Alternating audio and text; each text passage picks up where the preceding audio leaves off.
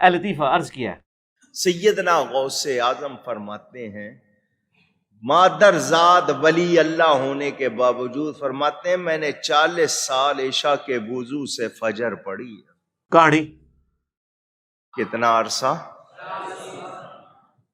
مادرزاد ولی. ہم فرض نہیں پڑھتے، سنتیں بہت سے لوگ نہیں پڑھتے، واجب کتنے نہیں پڑھتے. وہ روزانہ کتنی عبادت کر رہے ہیں. عشاء کے لیے وضو کیا، ساری رات عبادت میں گزاری، صبح فجر ہو گئی. غوث پاک نے کتنے سال تک عشاء کے وضو سے نماز فجر ادا فرمائی؟ جلدی 40 سال. جواب درست ہے. تسی تے بڑا فخریہ کہندے ہو عشاء کے وضو سے فجر. اے تو کردہ نبی صلی اللہ علیہ وسلم کے کیتا ہے. تو دیکھو میں عرض کر رہا تھا کہ یہ بہت بڑے عالم، بہت بڑے بزرگ تھے. بزرگی کے پہلے مسلمانی بچاؤ ایسے لوگوں دی جنہاں دے بارے تسی جھوٹ مشہور کیتے ہیں. فرماتے ہیں 15 سال میں نے اس طرح گزارے.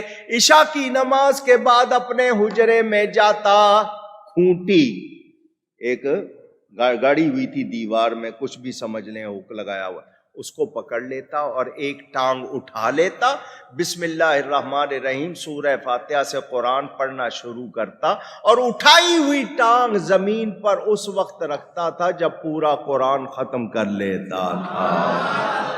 15 سال اس طرح گزارے.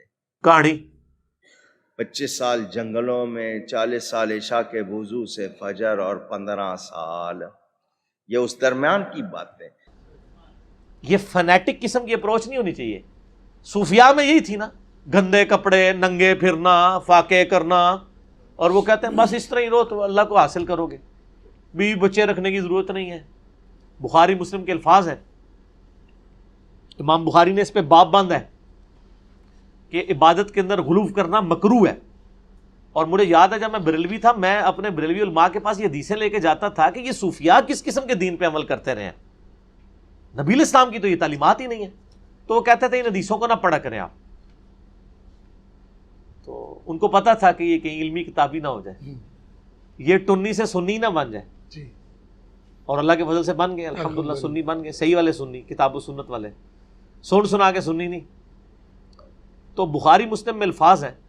یہ حدیث آپ کو کتاب و سنت کو مضبوطی سے پکڑنے والا چیپٹر مشکات کا، اس میں بھی مل جائے گی، اور بخاری میں نکاح والے چیپٹر کے شروع میں آپ کو یہ حدیث ملے گی. یہ بخاری مسلم دونوں میں ہے. 3 اصحاب آئے نبی علیہ السلام کی غیر موجودگی میں. امہات المومنین سے انہوں نے پردے میں پوچھا کہ نبی علیہ السلام ہے؟ ان کا نبی علیہ السلام تو نہیں ہے. تو انہوں نے کہا اچھا آپ صلی اللہ علیہ وآلہ وسلم کے بارے میں آپ ہمیں بتائیں کہ آپ کی عبادت کیسی ہے.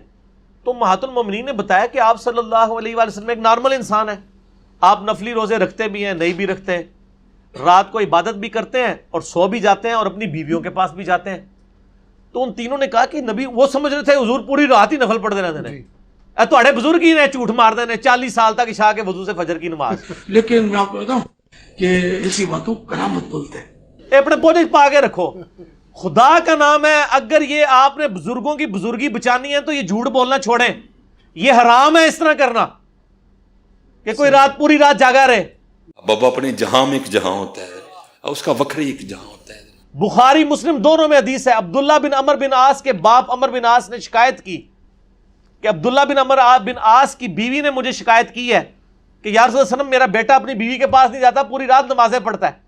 آپ نے عبداللہ بن عمر بن عاص کو بلا کے ڈانٹا اور آپ نے فرمایا اے عبداللہ تیری بیوی کا بھی تجھ پہ حق ہے، تیرے جسم کا بھی تجھ پہ حق ہے، ٹھیک ہے، تیرے خاندان کا بھی تجھ پہ حق ہے. اگر روزانہ رات کو جاگے گا تو تیری آنکھیں اندھی ہو جائیں گی. رات کو آرام بھی کیا کر، اپنی بیوی کے پاس بھی جایا کر. اور یہاں آپ تذکرۃ الاولیاء پڑھیں، کئی صوفیاء کے بارے میں ملتا ہے کہ وہ نمک کا سرما لگایا کرتے تھے تاکہ رات کو عبادت کریں. لوگوں نے سبحان اللہ، لعنت ہے. حضور تے اپنے صحابی نو کہہ رہے ہیں رات کو جاگنا نہیں، انا ہو جائے گا، سویا کر اور تھوڑی سی عبادت بھی کیا کر. تو آڈے بابے کہتے ہیں عشاء کے وضو سے فجر کی نماز پڑھتے سن. وہ میرا پتہ کس نے پڑھتے سن؟ فجر داخل ہوتی ہے نا 5 بجے، 4:55 عشاء پڑھتے سن تے 5 بجے فجر پڑھتے منحوس آدمی راتی خراٹے ہی مارتے سن. جی میں کو پوچھ لو. ہاں انج اگر کرتے نا پھر ٹھیک ہے، ورنہ دوسرے معنی میں ان کی بزرگی کو نہیں بچ دی. تو بخاری مسلم کے الفاظ ہیں. جب وہ 3 اصحاب یہ بات کر جب سنی نا تو انہوں نے کہا کہ او حضور تو بخشے بخشائے ہیں نا. ایک نے کہا میں پوری رات عبادت کروں گا, دوسرے نے کہا کہ میں روزانہ روزہ رکھوں گا, تیسرے نے کہا کہ میں تو کنوارا ہوں, میں شادی نہیں کروں گا, اللہ اللہ ہی کروں گا. یہ بات کر کے چلے گئے. نبی صلی اللہ علیہ وآلہ وسلم واپس آئے تو آپ کی ازواج نے بتایا کہ اس نے 3 بندے آپ کا پوچھنے آئے تھے, جاتے جاتے یہ کر کے گئے ہیں. آپ صلی اللہ علیہ وآلہ وسلم اتنے جلال میں آئے, آپ نے کہا کہ بلاؤ انہوں نے, پھاڑ کے لے آؤ. آپ نے ان کو ڈانٹتے ہوئے فرمایا اللہ کی قسم میں تم سے زیادہ اللہ کا خوف رکھتا ہوں. اس جملے کا مطلب پتہ کیا تھا؟ کہ تسی بہتے نیک بن ہو, یہ مطلب تھا. لیکن نبی علیہ السلام کے ایک اخلاق تھے نا, آپ بات اس انداز میں کرتے تھے, اللہ کی قسم میں تم سے زیادہ اللہ کا تقوی رکھتا ہوں, میں رات کو سوتا بھی ہوں اور نماز بھی پڑھتا ہوں, میں نفلی روزے رکھتا بھی ہوں, چھوڑ بھی دیتا ہوں, اور میں نے اتنے نکاح کر رکھے ہیں, اور نکاح میری سنت ہے. فمن رغب عن سنتی فلیس منی, جس نے میری سنت چھوڑ دی اس کا مجھ سے کوئی تعلق نہیں ہے. یہ آخری ٹکڑا ایک پڑھتے ہیں, نکاح میری سنت ہے, جس نے سنت چھوڑ, او خالی نکاح سنت نہیں اور باتیں بھی بتائی ہیں. یار نہ کر, نہ امت نو پاڑ, خدا دا واسطہ جے نہ کرو اس طرح.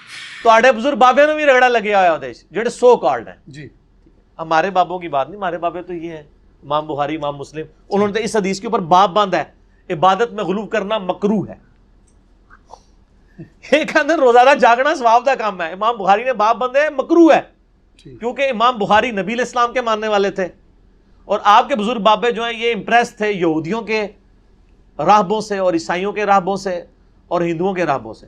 تو بہر فرق تو ہوگا نا پھر, ایک اللہ کے نبی کا ماننے والا ہوگا, ایک پنڈتوں کے سے امپریس ہوگا, تو فرق تو ہوگا نا میرے پاس. اس لیے ہم کہتے ہیں کہ کہہ دیں نہ میں وابی نہ میں بابی, میں ہوں مسلم علمی کتابی. علمی کتابی دین پھر یہی ہے. ٹھیک ٹھیک ہوگا. جزاک